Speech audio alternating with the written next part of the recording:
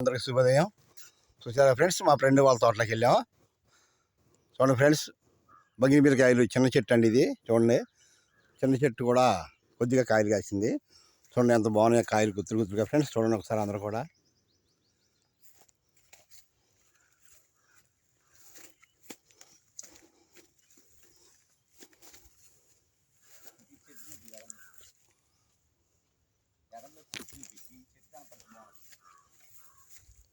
చూడండి ఫ్రెండ్స్, కింద కాయలు బాగానే కాసింది. ఫ్రెండ్స్ చూడండి ఒకసారి.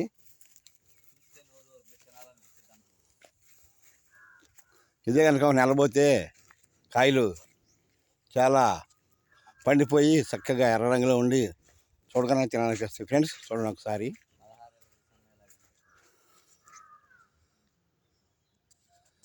ఓకే ఫ్రెండ్స్, పంటలు బాగా పండాలి, రైతులు బాగుండాలి.